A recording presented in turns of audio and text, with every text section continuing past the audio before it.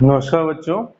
तो आज का हमारा जो विषय है वो कवि फिराक गोरखपुरी जी की लिखी हुई रुबाइयाँ हैं। आज की जो कविता है रुबाइयाँ, उसको पढ़ते हैं। कहता है कि आंगन में लिए चांद के टुकड़े को खड़ी, हाथों पे झुलाती है उसे गोद भरी, रह रह के हवा में जो लोका देती है, गूंज उठती है खिलखिलाते बच्चे की हंसी। अब देखिए, ये वर्णन है जब माँ अपने बच्चे को खुले वातावरण में लेके जाती है, आंगन में लेके जाती है।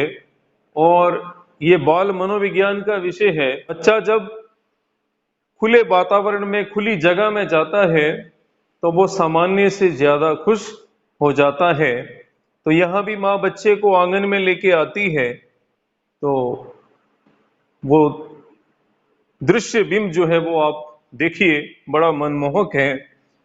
कहता है कि आंगन में लिए चांद के टुकड़े को, चांद का टुकड़ा मुहावरा है ये एक तरह से। किसे कहते हैं? जो बहुत प्यारा होता है, या हम कहें सबसे ज्यादा प्यारा। तो एक माँ को उसका बच्चा जो है वो सबसे ज्यादा प्यारा होता है, वही उसकी उम्मीद, वही उसका सहारा होता है। इसलिए उसको चांद का टुकड़ा कहा गया है। बोल, वो कवि कहता है कि उसको लेके माँ जो है वो आंगन में खड़ी है, हाथों पे झुलाती है। आपने देखा होगा माँ बच्चे को लेके जो है वो हाथों में झुला रही है। गोद भरी, गोद भरी यहां माँ को कहा गया है। वो स्त्री, वो औरत जिसकी गोद भरी हुई है, जिसका बच्चा है, और उस बच्चे के कारण वो स्त्री भावनाओं से भरी हुई है। वो क्या करती है? रह रह के हवा में जो लोका देती है। लोका यहाँ आम बोलचाल, या हम ये कहें कि लोक भाषा का शब्द है। लोका देने का मतलब होता है हवा में उछालना। आपने देखा होगा जब हम छोटे बच्चे को आंगन में ले जाते हैं तो कभी कभी उसको पकड़ के हवा में उछाल देते हैं। और मेरा ऐसा मानना है कि ये विश्वास का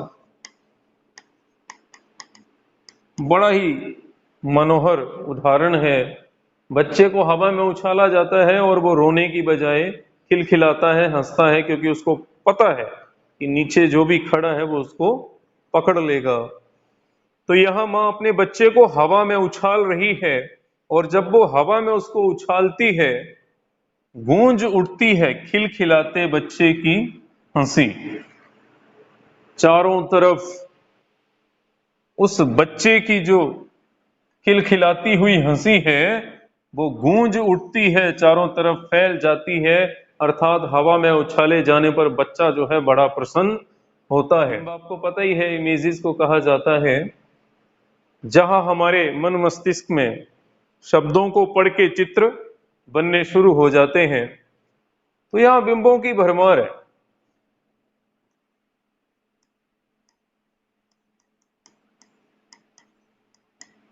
दृश्य बिंब है, बच्चे को लेकर आंगन में खड़े होना, उसको गोद में झुलाना, हवा में उछालना, ये सब दृश्य बिंब है। अब बच्चे की हंसी की बात जब हम करेंगे, उसके गूंजने की बात जब हम करेंगे, तो ये श्रव्य बिंब हो जाएगा। सीधा सा इसका मतलब है, क्योंकि बिंबों का संबंध इंद्रियों से है। जो चीज हम आंखों से देखेंगे वहां दृश्य बिंब है। अब जब हंस रहा है कोई, मुस्कुरा रहा है, उसके हंसने की आवाज आ रही है, तो उसके लिए कानों का सहारा लेना पड़ेगा। तो श्रव्य मतलब सुनना, और सुनने का संबंध कानों से है, तो श्रव्य बिंब भी है। दूसरे पद्यांश में देखिए, कहता है कि नहला के छलके निर्मल जल से, उलझे हुए गेसुओं में कंघी करके, किस प्यार से देखता है बच्चा मुंह को, जब जब घुटनों में लेके है पिनहाती कपड़े। अब यहां पे छोटा बच्चा जो है एक माँ किस तरह से उसका पालन पोषण करती है, नहलाने से लेके कंघी करना, उसे कपड़े पहनाना, तैयार करना, उसका हम कहें कि बड़ा ही मनमोहक और वात्सल्यपूर्ण चित्रण यहाँ पे किया गया है।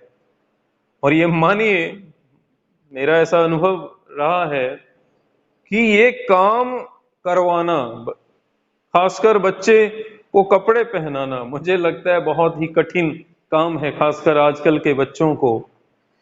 तो देखिए, कहता है कि नहला के छलके छलके निर्मल जल से, कि बच्चे को मां ने छलकते हुए निर्मल साफ स्वच्छ जल से, पानी से नहलाया, और उसके बाद उसके जो उलझे हुए, आपस में जो उलझे हुए गेशु थे, गेशु का मतलब जो उसके बाल थे, उनमें वो कंघी करती है। और जब वो ऐसा कर रही होती है तो बच्चा बड़े प्यार से अपनी मां के चेहरे को देखता है, मानो वो हर चीज को अनुभव कर रहा हो। तो बड़ा ही प्यारा सा दृश्य है। मां अपने क्रियाकलापों के द्वारा बच्चे के प्रति अपने प्रेम को उस पर दर्शा रही है, और बच्चा जो है वो मुस्कुराते हुए मां का चेहरा देख रहा है। कहीं ना कहीं बच्चे के मन में भी उस मां के प्रति अथाह प्रेम जो है वो झलकता है। आगे कपड़े पहनाने के दृश्य की बात हो रही है। वहां बच्चा मानता नहीं, जिद करता है। छोटे बच्चे आपने देखे होंगे, ये कपड़े नहीं पहनने हैं, वो पहनने हैं, तो वो भाग जाते हैं, कहना नहीं मानते। ऐसे में मां क्या करती है, मां बहुत बड़ी मनोविज्ञानी है। वो हर बात को समझती है और हर बात का हल उसके पास है। तो वो क्या करती है, अपने घुटनों में उस बच्चे को दबा लेती है, पकड़ लेती है, और उसके बाद उसको वो कपड़े पहनाती है। तो ये वात्सल्य से भरा दृश्य, जहां बच्चे को साफ स्वच्छ निर्मल जल से नहलाने की बात हुई, घुटनों में लेके उसको कपड़े पहनाए जाते हैं, वो अपने बच्चे को कंघी करती है, उसके उलझे हुए बालों को सुलझाती है, और बच्चा जो है इन सारे क्रियाकलापों के बीच बड़े प्रेम से अपने मां के चेहरे की तरफ देखता है। तो कवि कहता है कि दिवाली की शाम घर पुते और सजे, चीनी के खिलौने जगमगाते लावें, वो रूपवती मुखड़े पे एक नरम दमक, बच्चे के घरौंदे में जलाती है दिए। अब यहां दिवाली जो त्योहार है, उसकी शाम का वर्णन है, कि जो दिवाली की शाम है, जिस दिन दिवाली मनाई जाती है, सारे के सारे घर पुते और सजे हैं। पुते मतलब पुताई की गई है, रंग रोगन किया गया है और उनको सजाया गया है। चीनी के खिलौने जगमगाते लावे, घरों को तो सजाया ही है, साथ ही साथ बच्चों के लिए भी जो चीनी मिट्टी के बने हुए खिलौने हैं वो लाए गए हैं। वो रूपवती मुखड़े पे एक नरम दमक लिए, बच्चे के घरौंदे में जलाती है दिए। अब दिवाली की शाम आपको पता ही है, दिए जलाए जाते हैं। तो जब माँ सारे घर में दिए रख रही होती है, तो वो क्या करती है, बच्चे ने, आपने देखा होगा बच्चे घर घर खेलते हैं, एक छोटा सा घर बना लिया, जैसे रंगोली हम बनाते हैं आंगन में, तो हो सकता है माँ ने वहां भी एक छोटी सी रंगोली बना दी हो। और उस छोटे से घर में माँ क्या करती है, एक दिया रख देती है, और बच्चा जब ये देखता है तो वो बहुत ही ज्यादा खुश हो जाता है। और उसकी खुशी देखकर जो रूपवती है, जो सुंदर युवती है, और इस धरती की, इस धरा की सबसे सुंदर युवती माँ ही होती है। तो वही बात है, तो उस माँ के मुखड़े पे, चेहरे पे एक नरम दमक, दमक चमक को कहा जाता है एक नरम सी हल्की सी चमक जो है वो आ जाती है, क्योंकि जब माँ अपने बच्चे को खुश देखती है तो वो भी खुश हो जाती है। अब ये बाल मनोविज्ञान का एक सुंदर दृश्य देखिए। कवि कहता है कि आंगन में ठुनक रहा है जिद्याया है, बालक तो है ही चांद पे ललचाया है, दर्पण उसे दे के कह रही है माँ, देख आईने में चांद उतर आया है। तो होता क्या है कि जो बालक है वो बाहर चांद को देख लेता है और चांद को लेने की जिद करता है। सूरदास जी ने भी इसका वर्णन किया है, जहां पे आपने देखा होगा कि जो श्री कृष्ण जी हैं वो कहते हैं, मैया मोहे चंद खिलौना ही लेहूं।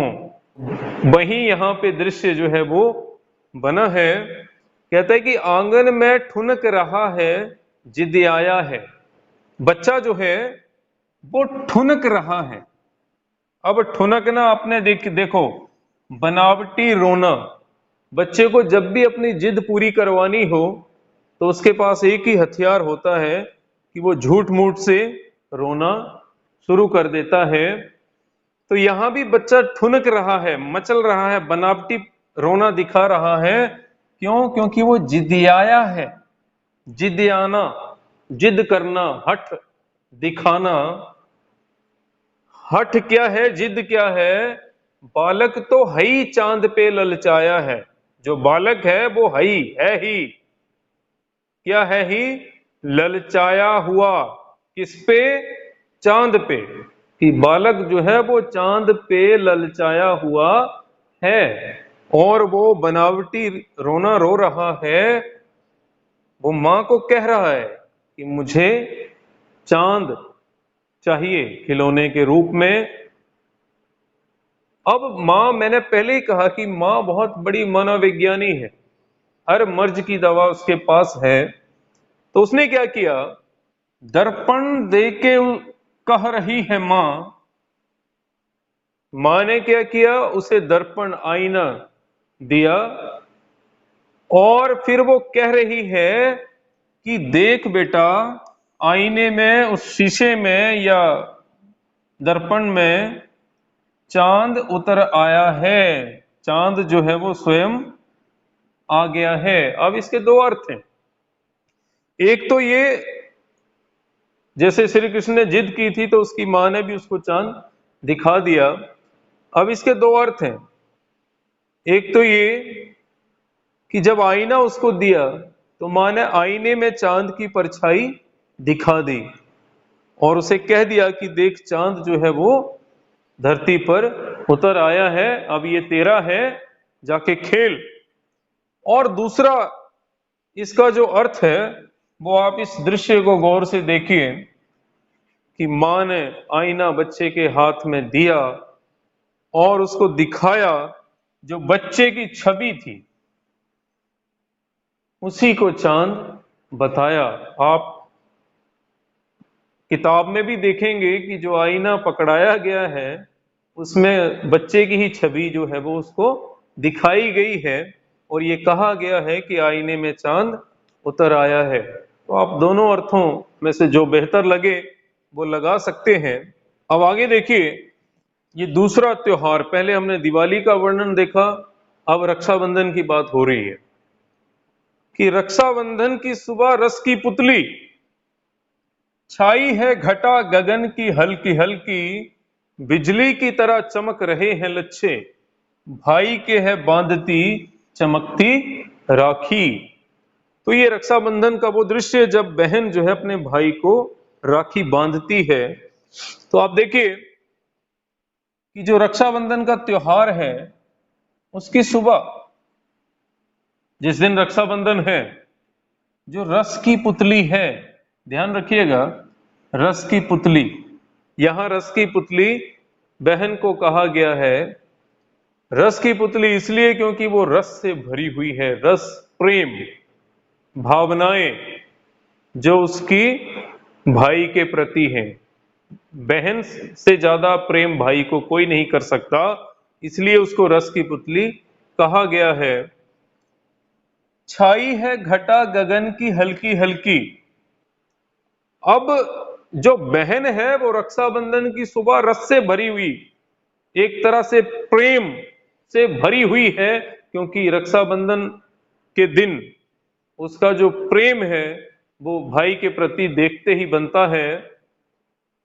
अब वातावरण की बात करें तो आपको पता है जो रक्षाबंधन है वो सावन के महीने में आता है, और सावन के महीने में आसमान में घटाएं छाई होती है, बिजली भी चमकती है।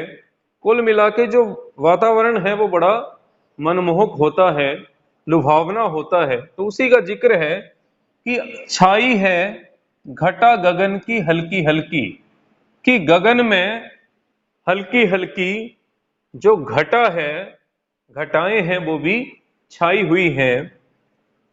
बिजली की तरह चमक रहे हैं लच्छे।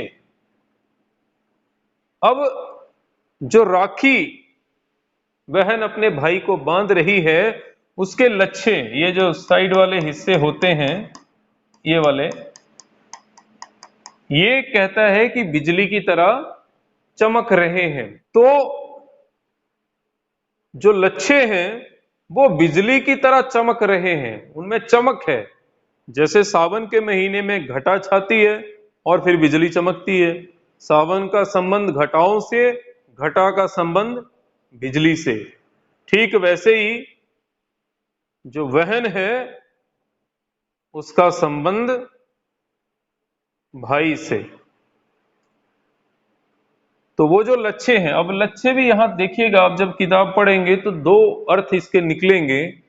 एक तो राखी के लच्छे हैं और दूसरा एक जो पायल होती है, जो बहन ने अपने पैरों में पहन रखी है और उसे पता है कि आज रक्षाबंधन का त्योहार है, तो बड़ी फुर्ती से सुबह से ही कभी इधर जा रही है कभी उधर जा रही है, तो उसकी वो पायलें भी बिजली की तरह चमकती हैं। ये भी इसका एक अर्थ है। और दूसरा अर्थ जो राखी के लच्छे हैं वो बिजली की तरह चमक रहे हैं। भाई के है बांधती चमकती राखी, बहन जो है वो अपने भाई को चमकती हुई राखी जो है वो बांध रही है। दृश्य बिंब है जहां बहन के द्वारा भाई को राखी बांधते दिखाया जा रहा है। तो ये कविता की बात हुई। अब रुबाई छंद के बारे में एक बार थोड़ा सा फिर जान लीजिए। रुबाई जो है वो उर्दू और फारसी का छंद है। छंद का मतलब होता है नियमबद्ध रचना, वे ऑफ राइटिंग, लेखन शैली जिसे कहा जाता है। अब रुबाई छंद अगर मैं आपको बताऊं तो ये अरबी के रूबा शब्द से निकला है। अरबी का रूबा शब्द है जिसका मतलब होता है चार। अब इसी से समझिए कि रुबाई छंद में जो है वो चार पंक्तियां होती हैं, और इसकी जो पहली, दूसरी और चौथी पंक्ति है उसमें काफिया मिलाया जाता है, यानी कि तुकबंदी होती है। और जो तीसरी पंक्ति है वो स्वच्छंद यानी कि स्वतंत्र होती है, उसमें कोई तुकबंदी नहीं होती। अगर तो ये हमारा रुबाई छंद। आज के लिए इतना ही। धन्यवाद।